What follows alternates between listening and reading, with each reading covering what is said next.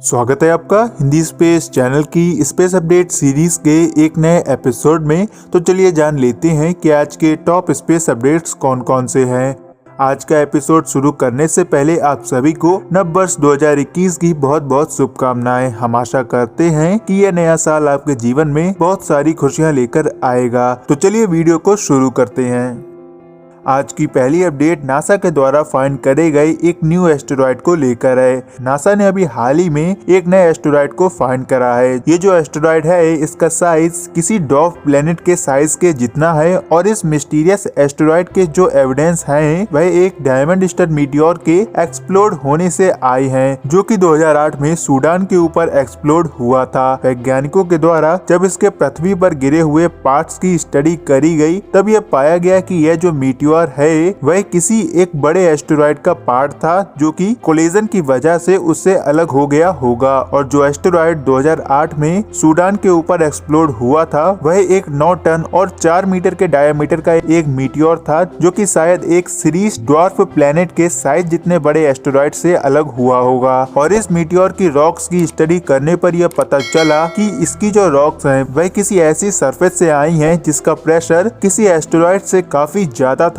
और किसी प्लेनेट के कोर में बनने वाली रॉक से कम था। मतलब कि यह मीटियोर किसी ड्वार्फ प्लेनेट से टूटकर अलग हुआ होगा। बाकी इसके एम्फीवॉल मिनरल्स की रिसर्च को अभी आगे भी और डिटेल के साथ पूरा किया जाएगा, जो कि जापान के हायाबुसा 2 स्पेस क्राफ्ट से मिले सैंपल्स की स्टडी करके स्पेस रॉक्स के बारे में और ज्यादा जानकारी मिलने के बाद ही आगे बढ़ाई जा सकती है। वैसे अगर हमारे सोलर सिस्टम में ड्वार्फ प्लेनेट सीरीज के साइज का कोई एस्टेरॉयड ऐसे ही बिना किसी ऑर्बिट के घूम रहा है तो ये एक चिंता का विषय है। हालांकि यह एस्टेरॉयड प्रेजेंट में अब तक तो डिस्कवर नहीं किया गया है और आगे आने वाले समय में यह कब और किस प्लेनेट से टकराएगा इसके बारे में अभी कोई भी पता नहीं है, या फिर शायद यह किसी प्लेनेट से कोलाइड होने के बजाय सन की ग्रेविटेशनल फील्ड में आकर उसकी ऑर्बिटिंग करने लगे। इसके बारे में अभी कुछ भी पता नहीं है कि यह डॉर्फ प्लेनेट के साइज जितना बड़ा एस्टेरॉयड कहां से आया है, या फिर यह हमारे सोलर सिस्टम में ही अब तक ना ढूंढा गया एक अनआइडेंटिफाइड डॉर्फ प्लेनेट है।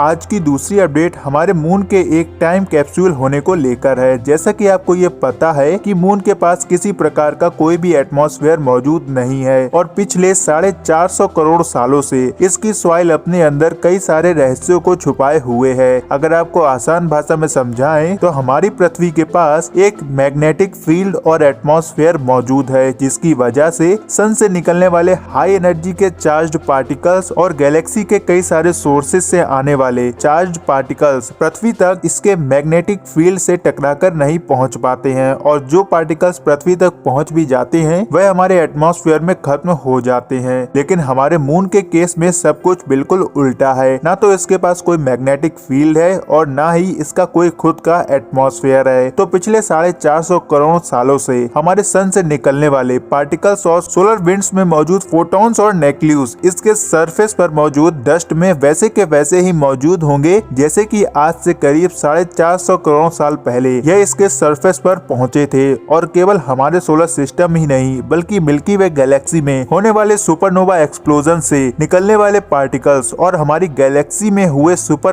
पावरफुल प्रोसेसेस से निकली कॉस्मिक रेस जो कि हमारे मून तक पहुंची होंगी, वो अभी भी मून के सरफेस के नीचे मौजूद हो सकती है। और सोलर सिस्टम के शुरुआती स्टेजेस को जानने के लिए $1 बिलियन के स्पेस क्राफ्ट को भेजने के साथ ही हमें अपने मून पर भी डीप रिसर्च करनी चाहिए, क्योंकि केवल मून पर डिग करने और उसके सैंपल्स की स्टडी करने से ही हमें हमारे सोलर सिस्टम के कई सारे रहस्यों के बारे में पता चल सकता है। क्योंकि मून पर किसी टाइप का सॉइल इरोजन तो होता नहीं है जिससे कि यहाँ के सरफेस पर मौजूद फोटॉन्स और न्यूक्लियस इसके ऊपरी सतह के काफी डीप चले गए हों। तो हम ये कह सकते हैं कि मून का सरफेस एक गैलेक्टिक टाइम कैप्सूल से कम नहीं है।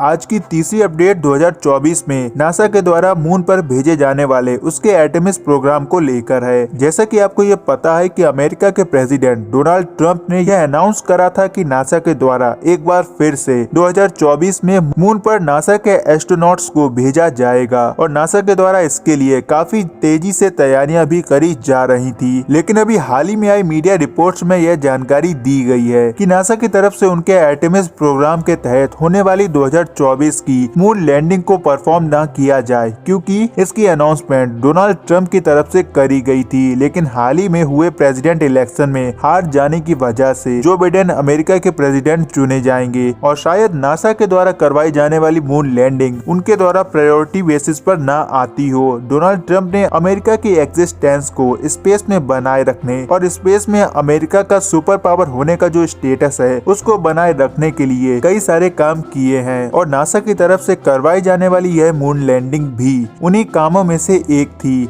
लेकिन अगर नासा की तरफ से यह मून लैंडिंग 2024 में परफॉर्म नहीं करी जाती है तो फिर अगले प्रेसिडेंशियल इलेक्शन में शायद डोनाल्ड ट्रंप के फिर से प्रेसिडेंट बनने के बाद ही इसको परफॉर्म किया जाए। वैसे तो इसके बारे में कोई कंफर्म रिपोर्ट नहीं आई है कि सच में यह होने वाली है या नहीं, लेकिन नासा की तरफ से मून पर अपना परमानेंट बेस बनाने की पूरी तैयारी करी जा रही है, जिससे कि मून के रिसोर्सेज पर भी नासा और अमेरिका का पहला हक हो सके। लेकिन आप लोगों को चिंता की कोई जरूरत नहीं है, क्योंकि 2024 में नहीं तो 2025 में सही, लेकिन नासा के द्वारा सेकेंड टाइम मून पर ह्यूमन लैंडिंग को जरूर रियलिस्टिक बनाया जाएगा। हमारी आप सभी से एक हम्बल रिक्वेस्ट है, हो सके तो इस वीडियो को ज्यादा से ज्यादा शेयर कीजिए ताकि जल्द से जल्द हमारे केवल 1000 सब्सक्राइबर पूरे हो सके, जिससे कि हमारा YouTube का कम्युनिटी टैब ओपन हो सके, जिससे कि हम आपको स्पेस से रिलेटेड छोटी से छोटी अपडेट्स की जानकारी देते रहें। क्योंकि स्पेस के बारे में ऐसी कई सारी छोटी छोटी अपडेट्स आती हैं जिनके ऊपर हम सेपरेट वीडियो नहीं बना सकते हैं। ऐसी कई सारी स्पेस अपडेट्स आती हैं जिनको आपको तुरंत बताना पड़ता है। तो अगर हमारे 1000 सब्सक्राइबर पूरे हो जाते हैं तो YouTube का कम्युनिटी टैब ओपन हो सकता है।